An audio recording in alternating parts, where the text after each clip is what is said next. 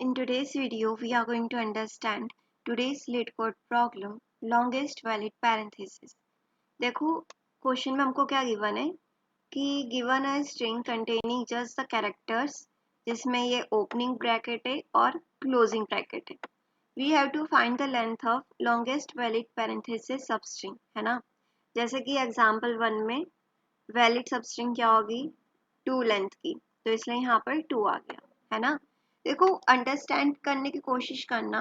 अगर कभी भी पैरेंथेसिस या कुछ भी चीज आपको वैलिडेट करनी होती है ना पैरेंथेसिस के बेसिस पे, तो वो जितने भी क्वेश्चंस होते हैं उनकी एक अप्रोच होती है कि आप वहां पर स्टैक का यूज करो, है ना. ऐसे क्वेश्चंस नॉर्मली स्टैक से सॉल्व हो जाते हैं, ठीक है. तो यहाँ पे हम इसकी हेल्प से समझते हैं कि हम स्टैक का यूज कैसे करेंगे. देखो सबसे पहले स्टैक में पुश कर दो -1 को, ठीक है. हम यहाँ पे इंडेक्सेस को हमारे स्टैक के अंदर पुश करते जाएंगे जैसे जैसे हम हमारे स्ट्रिंग में ट्रैवर्स करेंगे, ठीक है. देखो सबसे पहले -1 को पुश कर दिया, फिर हम आए 0 के पास, तो 0 को पुश कर दो.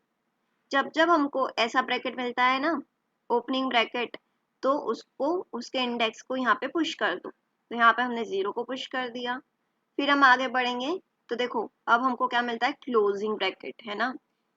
जब जब क्लोजिंग ब्रैकेट मिलता है तो ये एक वैलिड सबस्ट्रिंग बनाता है ना. तो इसका मतलब क्या है, सिंपली जब भी क्लोजिंग ब्रैकेट मिले तो आपका जो टॉप पे एलिमेंट है उसको पॉप कर दो, ठीक है. तो देखो यहाँ पे क्या होगा, 0 तो पॉप हो जाएगा और फिर जो स्टैक के टॉप पे जो प्रेजेंट है, क्या प्रेजेंट है, -1 और जो करंट इंडेक्स है 1, उन दोनों को सब्ट्रैक्ट कर दो तो आपको आपकी एक लेंथ मिल जाएगी, ठीक है. तो देखो हमको अभी तक हमारी मैक्सिमम लेंथ कितनी मिली, 2 मिल गई, है ना. क्योंकि 1 में से माइनस करा हमने -1 को, तो यहाँ पे लेंथ मिल गई 2, ठीक है.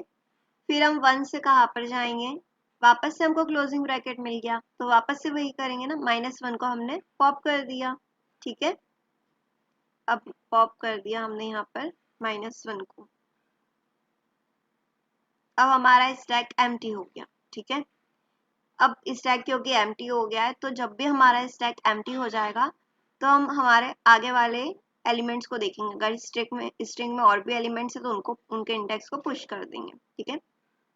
तो देखो हम जैसे फिर 3 पे जाते हैं तो हमको वापस एक ओपनिंग ब्रैकेट मिलेगा, तो उसके इंडेक्स को क्या करो, पुश कर दो, ठीक है. अब बात आती है मेन. वापस से हमको एक और क्या मिलता है, क्लोजिंग ब्रैकेट मिलता है. तो जब भी हमको क्लोजिंग ब्रैकेट मिलता था तो हम क्या करते थे, स्टैक के टॉप पे जो भी प्रेजेंट है उसको पॉप कर देंगे. तो देखो 5 तो पॉप हो गया. 5 पॉप होने के बाद लेंथ कैलकुलेट करेंगे ना, तो लेंथ कैसे कैलकुलेट होगी, करंट इंडेक्स क्या है 6 माइनस स्टैक के टॉप पे क्या है 4 है, तो -4, तो लेंथ आ गई 2, ठीक है. फिर हम 7 के पास जाएंगे, वापस से हमको एक और क्लोजिंग मिल जाता है, तो वापस से हम लेंथ कैलकुलेट करेंगे. तो करंट इंडेक्स 7 माइनस टॉप पे क्या है 3, तो 4 मिलता है, तो मैक्स लेंथ मिल गई 4, ठीक है. तो ये कॉन्सेप्ट था इसमें कि अगर स्ट्रिंग में हमको क्या मिलता है, क्लोजिंग ब्रैकेट या ओपनिंग ब्रैकेट. अगर स्ट्रिंग में ओपनिंग ब्रैकेट मिलता है तो उसके इंडेक्स को स्टैक में पुश कर दो. अगर किसी भी पॉइंट पे क्लोजिंग ब्रैकेट मिलता है, दिस मीन्स दैट, है ना, इसका मतलब क्या है कि आपको एक वैलिडेट सबस्ट्रिंग मिल रही है, तो उसके आप मैक्सिमम लेंथ कैलकुलेट कर लो.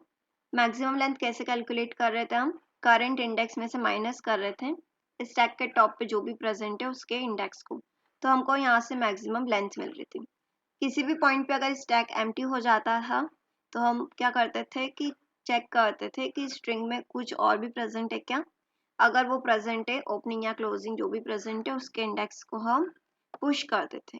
मेनली हम इस स्टैक में पुश कर रहे हैं ओपनिंग ब्रैकेट के इंडेक्सेस को. जब भी क्लोजिंग मिल रहा है तो हम उसको पॉप कर रहे हैं और लेंथ को कैलकुलेट कर रहे हैं. तो अब हम इसके कोड को समझते हैं. देखो यहाँ पे हमने क्या करा है, एक वेरिएबल बना लिया है max length for calculating our answer. Stack बना दिया.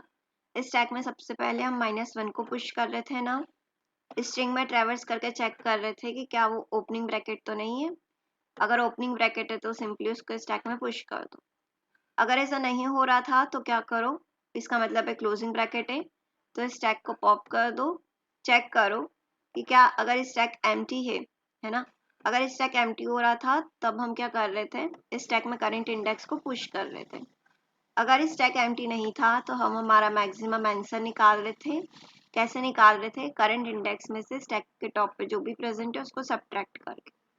इसमें से हमको जब भी हमको जो भी मैक्सिमम मिलेगा वो यहाँ पर स्टोर हो जाएगा और एट द एंड इसको आप रिटर्न कर दो मैक्स आंसर।